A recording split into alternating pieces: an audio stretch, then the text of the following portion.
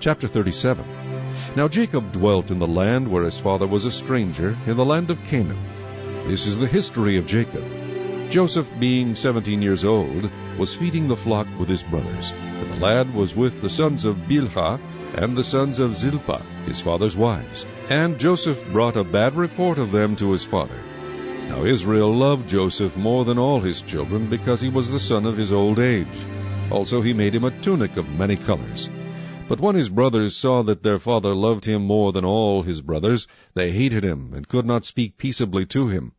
Now Joseph had a dream, and he told it to his brothers, and they hated him even more. So he said to them, Please hear this dream which I have dreamed. There we were, binding sheaves in the field. Then behold, my sheaf arose, and also stood upright. And indeed your sheaves stood all around, and bowed down to my sheaf. And his brothers said to him, Shall you indeed reign over us? Or shall you indeed have dominion over us? So they hated him even more for his dreams and for his words. Then he dreamed still another dream, and told it to his brothers, and said, Look, I have dreamed another dream. And this time the sun, the moon, and the 11 stars bowed down to me. So he told it to his father and his brothers. And his father rebuked him, and said to him, What is this dream that you have dreamed? Shall your mother and I and your brothers indeed come to bow down to the earth before you? And his brothers envied him, but his father kept the matter in mind. Then his brothers went to feed their father's flock in Shechem. And Israel said to Joseph, Are not your brothers feeding the flock in Shechem? Come, I will send you to them. So he said to him, Here I am. Then he said to him, Please go and see if it is well with your brothers and well with the flocks, and bring back word to me. So he sent him out of the valley of Hebron, and he went to Shechem. Now a certain man found him, and there he was, wandering in the field. And the man asked him, saying, What are you seeking? So he said, I am seeking my brothers. Please tell me where they are feeding their flocks. And the man said, They have departed from here, for I have heard them say, Let us go to Dothan. So Joseph went after his brothers, and found them in Dothan.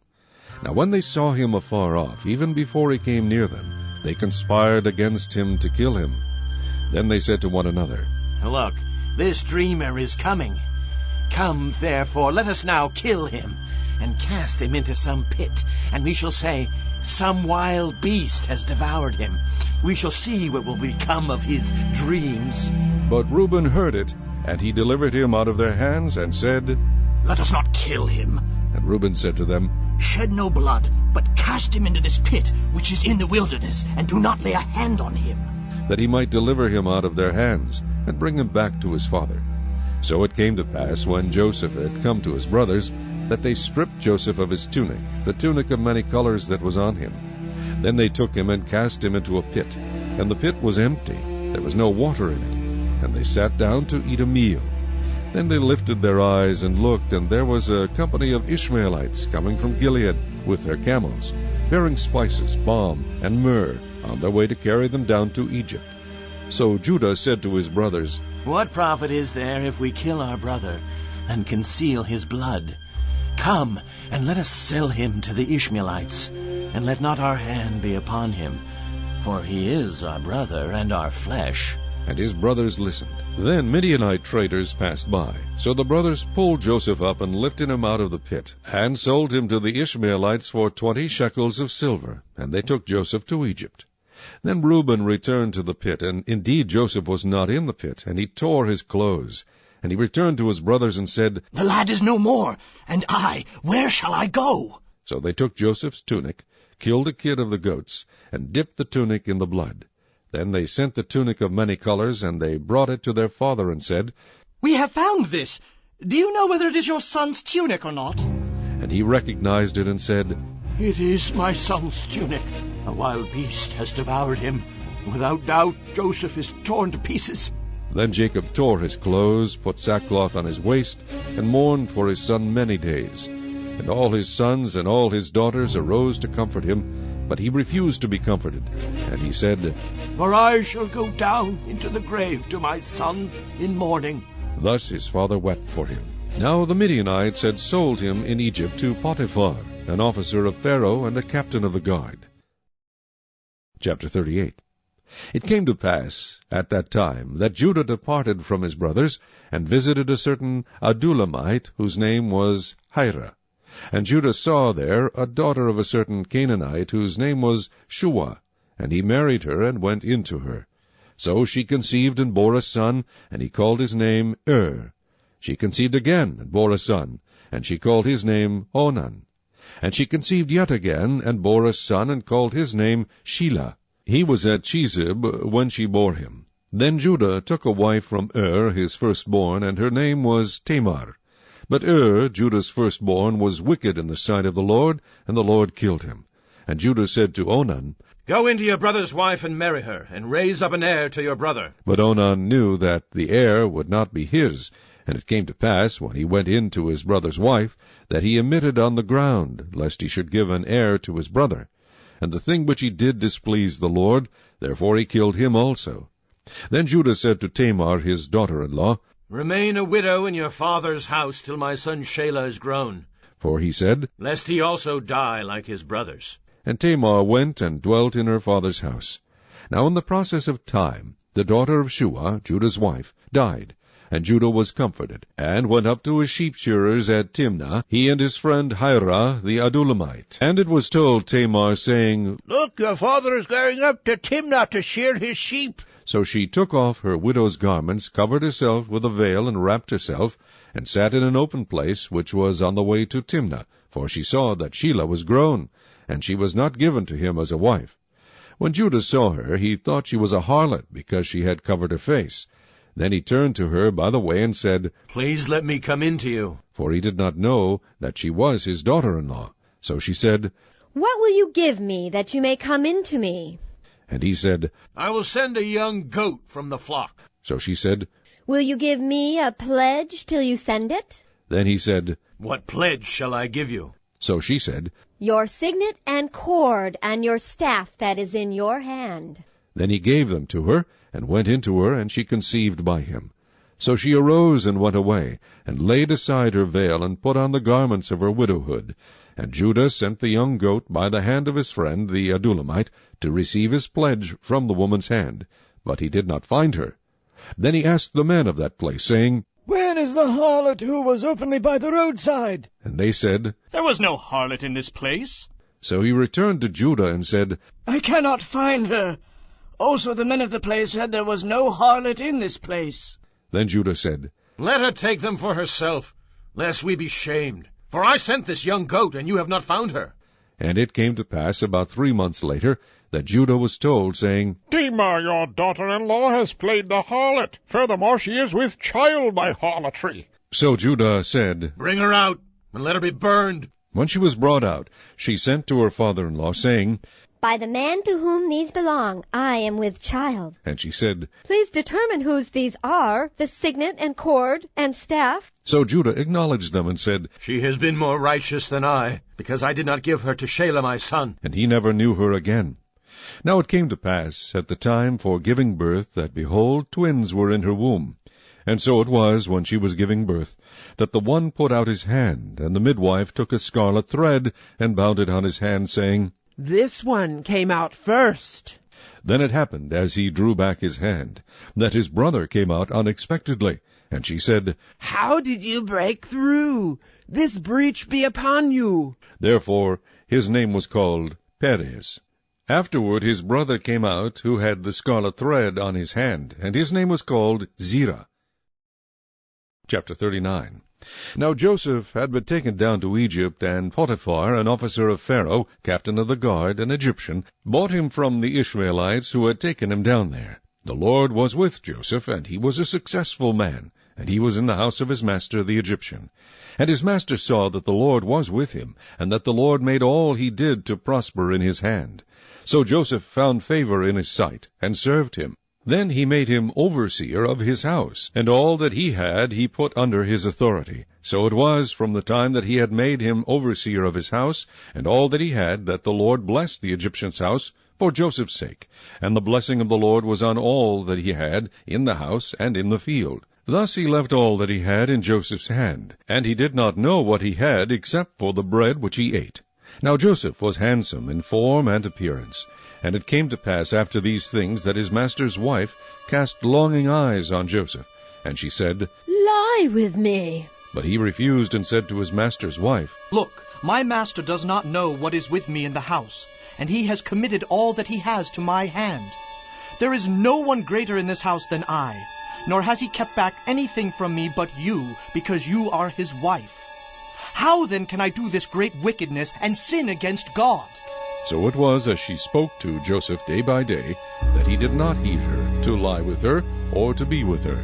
But it happened, about this time, when Joseph went into the house to do his work, and none of the men of the house was inside, that she caught him by his garment, saying, Lie with me. But he left his garment in her hand, and fled and ran outside.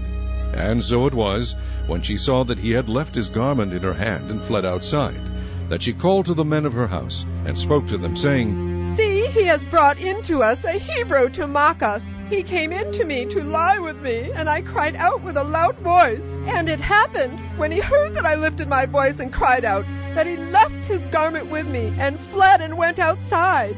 So she kept his garment with her until his master came home. And she spoke to him with words like these, saying, The Hebrew servant whom you brought to us came in to me to mock me. So it happened, as I lifted my voice and cried out, that he left his garment with me and fled outside. So it was, when his master heard the words which his wife spoke to him, saying, Your servant did to me after this manner, that his anger was aroused. Then Joseph's master took him and put him into the prison, a place where the king's prisoners were confined, and he was there in the prison.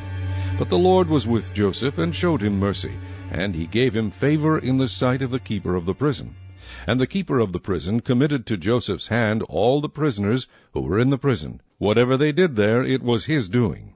The keeper of the prison did not look into anything that was under Joseph's authority, because the Lord was with him, and whatever he did, the Lord made it prosper. Chapter 40. It came to pass after these things that the butler and the baker of the king of Egypt offended their lord, the king of Egypt. And Pharaoh was angry with his two officers, the chief butler and the chief baker. So he put them in custody in the house of the captain of the guard, in the prison, the place where Joseph was confined. And the captain of the guard charged Joseph with them, and he served them. So they were in custody for a while. Then the butler and the baker of the king of Egypt, who were confined in the prison, had a dream, both of them, each man's dream in one night, and each man's dream with its own interpretation. And Joseph came in to them in the morning, and looked at them, and saw that they were sad. So he asked Pharaoh's officers who were with him in the custody of his lord's house, saying, Why do you look so sad today? And they said to him, We each have had a dream, and there is no interpreter of it. So Joseph said to him, Do not interpretations belong to God? Tell them to me, please. Then the chief butler told his dream to Joseph, and said to him, Behold, in my dream, a vine was before me, and in the vine were 3 branches. It was as though it budded, its blossoms shot forth, and its clusters brought forth ripe grapes. Then Pharaoh's cup was in my hand, and I took the grapes, and pressed them into Pharaoh's cup, and placed the cup in Pharaoh's hand. And Joseph said to him, This is the interpretation of it. The 3 branches are 3 days. Now within 3 days Pharaoh will lift up your head and restore you to your place, and you will put Pharaoh's cup in his hand according to the former manner, when you were his butler. But remember me when it is well with you, and please show kindness to me. Make mention of me to Pharaoh, and get me out of this house. For indeed I was stolen away from the land of the Hebrews, and also I have done nothing here that they should put me into the dungeon. When the chief baker saw that the interpretation was good, he said to Joseph, I also was in my dream, and there were 3 white baskets on my head. In the uppermost basket were all kinds of baked goods for Pharaoh, and the birds ate them out of the basket on my head. So Joseph answered and said, This is the interpretation of it. The 3 baskets are 3 days. Within 3 days Pharaoh will lift off your head from you and hang you on a tree, and the birds will eat your flesh from you. Now it came to pass on the 3rd day, which was Pharaoh's birthday, that he made a feast for all his servants, and he lifted up the head of the chief butler and of the chief baker among his servants. Then he restored the chief butler to his butlership again, and he placed the cup in Pharaoh's hand. But he hanged the chief baker, as Joseph had interpreted to them. Yet the chief butler did not remember Joseph, but forgot him. Psalm 11. To the chief musician, a psalm of David. In the Lord I put my trust. How can you say to my soul, flee as a bird to your mountain? For look, the wicked bend their bow, they make ready their arrow on the string, that they may shoot secretly at the upright in heart. If the foundations are destroyed, what can the righteous do? The Lord is in his holy temple, the Lord's throne is in heaven. His eyes behold, his eyelids test the sons of men. The Lord tests the righteous, but the wicked and the one who loves violence his soul hates. Upon the wicked he will rain coals, fire and brimstone, and a burning wind shall be the portion of their cup. For the Lord is righteous, he loves righteousness, his countenance beholds the upright. Chapter 14. At that time Herod the Tetrarch heard the report about Jesus, and said to his servants, This is John the Baptist. He's risen from the dead, and therefore these powers are at work in him. For Herod had laid hold of John, and bound him, and put him in prison for the sake of Herodias, his brother Philip's wife. Because John had said to him, It is not lawful for you to have her. And although he wanted to put him to death, he feared the multitude, because they counted him as a prophet. But when Herod's birthday was celebrated, the daughter of Herodias danced before them, and pleased Herod. Therefore he promised with an oath to give her whatever she might ask. So she, having been prompted by her mother, said, Give me John the Baptist's head here on a platter. And the king was sorry. Nevertheless, because of the oaths and because of those who sat with him, he commanded it to be given to her. So he sent and had John beheaded in prison. And his head was brought on a platter and given to the girl, and she brought it to her mother. Then his disciples came and took away the body and buried it, and went and told Jesus. When Jesus heard it, he departed from there by boat to a deserted place by himself. But when the multitudes heard it, they followed him on foot from the cities. And when Jesus went out, he saw a great multitude, and he was moved with compassion for them, and healed their sick. When it was evening, his disciples came to him, saying, This is a deserted place, and the hour is already late. Send the multitudes away, that they may go into the villages and buy themselves food. But Jesus said to them, They do not need to go away. You give them something to eat. And they said to him, We have here only 5 loaves and 2 fish. He said, Bring them here to me. Then he commanded the multitudes to sit down on the grass. And he took the 5 loaves and the 2 fish, and looking up to heaven, he blessed and broke and gave the loaves to the disciples, and the disciples gave to the multitudes. So they all ate and were filled, and they took up 12 baskets full of the fragments that remained. Now those who had eaten were about 5,000 men, besides women and children. Immediately Jesus made his disciples get into the boat and go before him to the other side, while he sent the multitudes away. And when he had sent the multitudes away, he went up on the mountain by himself to pray. Now when evening came, he was alone there. But the boat was now in the middle of the sea, tossed by the waves, for the wind was contrary. Now in the 4th watch of the night Jesus went to them, walking on the sea. And when the disciples saw him walking on the sea, they were troubled, saying, It is a ghost, and they cried out for fear. But immediately Jesus spoke to them, saying, Be of good cheer, it is I, do not be afraid. And Peter answered him and said, Lord, if it is you, command me to come to you on the water.